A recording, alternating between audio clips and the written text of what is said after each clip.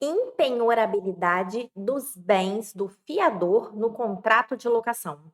Provavelmente você já ouviu falar sobre essa questão. Talvez da seguinte maneira: olha, o fiador não é uma locação tão segura, não. Porque se for o único bem dele, esse bem que ele deu em garantia, ele é bem considerado bem de família e é impenhorável. E aí você não tem mais garantia. E aí? Imagino que você já tenha escutado falar sobre essa questão, e é sobre isso que a gente vai discutir hoje. Eu preparei alguns slides aqui. Deixa eu trocar aqui. Vamos lá.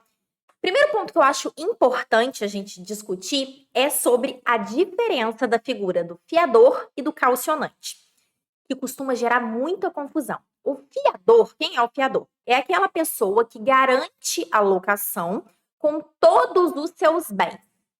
Por que gera confusão?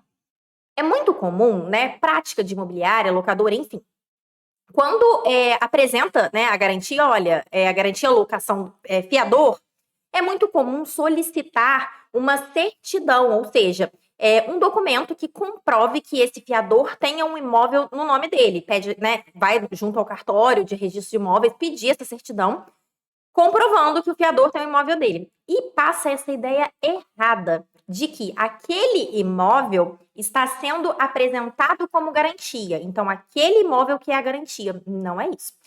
Isso basta, essa questão de solicitar esse documento é apenas para comprovar, né, que o fiador tem um imóvel no nome dele. Então, obviamente tem que ser feita toda uma pesquisa, não é só isso, mas geralmente eles pedem, né, olha, né, como um plano B, o fiador tem um imóvel no nome dele, que em último caso, né, pode vir a executar, enfim, sem penhorado. Então, essa é a diferença. Muito cuidado com a forma que vai colocar isso no contrato de locação. Por quê? Às vezes, de uma maneira que você coloca no contrato, pode dar um duplo entendimento, que parece ser uma coisa inofensiva, uma coisa boba, só que esse duplo entendimento pode ser considerado uma dupla garantia. Por quê? Eu vou explicar para vocês agora o que é a figura do caucionante, para vocês entenderem. Caucionante, o que é? A gente sabe que existe como garantia locatícias, né? A opção da garantia caução. O que é muito comum é a caução em dinheiro. Mas o que as pessoas não sabem é, né, exemplo, 3 vezes o valor do aluguel. Isso é muito comum, a modalidade de caução. Mas esse caução, ele é mais amplo, né? Ele pode ser tanto caução em bem móvel ou tanto caução em bem imóvel, né? E dinheiro é uma dos subnichos ali, né? Não vou entrar sobre isso, não vai ficar muito extenso, mas eu gravo outro vídeo, outra vez, falando sobre isso. Mas, enfim. Então, como que é essa garantia em bem imóvel? Neste caso, sim. O caucionante, né? Então, vamos lá, o proprietário do imóvel, ele vai ser chamado de caucionante, ele vai dar como caução aquele imóvel específico. Então, tem todo um procedimento no cartório de registro de imóveis, né? Que vai constar ali na matrícula do imóvel, enfim, que aquele imóvel está sendo dado em garantia. O que é diferente, vocês perceberam? O fiador, aquele documento que ele vai apresentar, é só para mostrar que ele tem um imóvel. Ele não está dando aquele imóvel. Obviamente, aquele imóvel integra o patrimônio dele. Então, obviamente, também pode ser afetado. Mas não é que aquele imóvel é a garantia. É uma das formas de garantias que está dentro do patrimônio do fiador. E o calcionante não. O calcionante é aquele imóvel. Mas aquele imóvel teve um problema, ele tem outro. Não, aquele outro não está em garantia. Aquele tá. Ficou clara a diferença? Isso é bem importante. E por que eu falo sobre o cuidado de como colocar isso no contrato de locação? Vamos supor que você escreva ali, olha, como modalidade de garantia locatícia está sendo utilizada a modalidade fiador que dá em garantia o imóvel tal. Vocês perceberam que ficou dupla garantia? Modalidade o fiador, com todos os seus bens, e mais caução em bem imóvel, que é o imóvel. Isso é considerado dupla garantia e vai ser nula essa cláusula. Então, assim, muita atenção a isso. Vamos para o segundo ponto. Ih, troquei errado aqui, peraí. Deixa eu colocar na outra tela aqui. Foi. E aí surge outra dúvida. O fiador, né? Está sendo fiador no contrato de locação. Ele pode vender esse imóvel? Apresentou uma certidão, né, dizendo que ele tem aquele imóvel e tal, e o fiador resolveu vender. Ele pode vender? Claro que ele pode vender. Eu já falei para vocês que não é aquele imóvel específico que está sendo dado em garantia. O fiador pode ter outros imóveis que aquela venda não vai interferir. Só que a lei do inquilinato, ela tratou dessa questão também, né? Que ela disse o quê?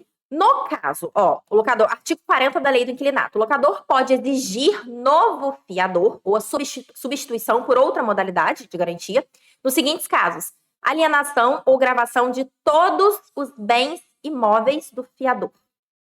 Ou seja, então, o fiador, ele vendeu todos os imóveis que ele tinha no nome dele. Neste caso, a lei do inquilinato, ela permite que esse locador exija ou a substituição por outro fiador, ele pode exigir isso, ou então, né, outro tipo de garantia locatícia, deixando claro que o fiador, ele não é proibido de vender o imóvel, apenas vai ter essa consequência. Se ele vender, chegar ao conhecimento do locador, enfim, o locador pode fazer essa exigência. Mas não é considerado nulo, por exemplo, se ele vender, não tem problema nenhum. Vamos lá, agora, né, a questão que a gente tanto fala. Então, esse imóvel do fiador é impenhorável? Como é que funciona isso, Gabi? Vamos lá, eu coloquei aqui primeiro o conceito do que são bens impenhoráveis, né? São aqueles que não podem ser tomados pela justiça para pagamento de dívidas. Isso significa que eles não podem ser objeto de execução judicial. Vamos lá.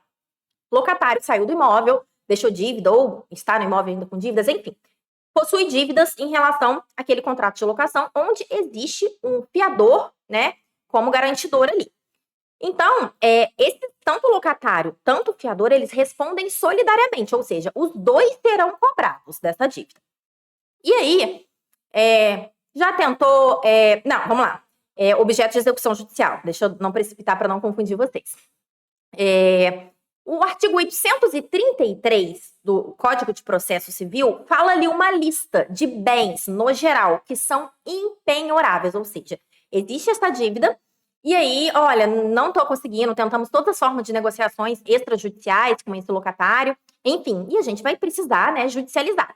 Aqui entra também uma questão, né, se vai ser, por exemplo, uma ação de cobrança ou se vai direto para execução, que isso depende de alguns requisitos, algumas formalidades, mas enfim. Chegou uma fase da execução. Temos um processo judicial, enfim, olha, realmente foi condenado o locatário, o juiz falou, vamos executar.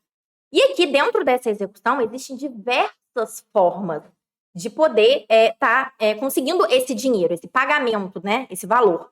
Então, por exemplo, pode ser através tem dinheiro em conta que pode ser bloqueado esse valor, então tem diversas formas, não vai direto para o imóvel. Então, primeiro vai tentar outras formas para satisfazer essa dívida. Conseguiu satisfazer, precisa chegar à penhora do imóvel. Isso que é importante dizer também, né? Tem outras formas de conseguir essa questão.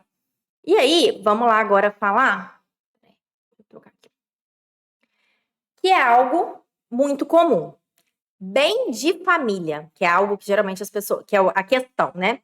Sobre essa impenhorabilidade. Então, a gente tem a lista ali de bens impenhoráveis e teve uma decisão do STJ que decidiu sobre a constitucionalidade, ou seja, é legal, se chegar nessa fase de execução, a penhora do bem de família do fiador. Então, vamos por etapas. Ó, eu vou ler a primeira súmula para vocês. É válida a penhora do bem de família pertencente ao fiador de contrato de locação. Então, é válido. E aí, eu acho que eu pulei o slide, mas deixa eu ver se eu coloco aqui. Isso daqui que eu acho interessante também. Gabi, mas e aí? Bem de família? O fiador mora sozinho. O fiador é viúvo, o fiador solteiro. Ó, eles também colocaram uma súmula pensando nisso. Conceito de impenhorabilidade de bem de família abrange também o imóvel pertencente a pessoas solteiras, separadas e viúvas. Ou seja, o imóvel que é o único bem, a pessoa só tem aquele bem no nome dela, é o único bem que ela reside ali, a família dela reside, enfim, né? Não, o conceito de família pode ser solteiro, viúva, enfim. Então, primeiro esse conceito. E aí, então, é válida a penhora. No geral, é válida essa penhora do único imóvel dele. Existe alguma exceção, Gabi? Existe. A exceção é a súmula 486 do STJ. É impenhorável, ou seja, não pode penhorar o único imóvel residencial do devedor que esteja locado a terceiro, ou seja, então, esse fiador tem apenas um imóvel no nome dele e esse imóvel, ele está alugado. E essa renda, ou seja, o valor que ele recebe do aluguel, ele precisa comprovar que ou ele recebe esse valor do aluguel e paga o aluguel onde ele mora, exemplo, né? Enfim, é para moradia dele, ele usa esse aluguel para pagar onde ele está morando, ele é a família dele. Ou então provar que essa renda, né? Exemplo, é a única fonte de renda dele, é a fonte de renda que ele tem a subsistência da família, ele paga comida, conta de luz, enfim, né? Então, ele comprovando isso, esse bem se torna impenhorável, justamente para proteger, né?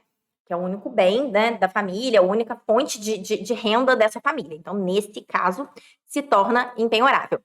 E aí, vamos concluir. Gabi, mas com base em tudo isso que você falou, seguro ou não, então, essa garantia locatícia fiador? Depende.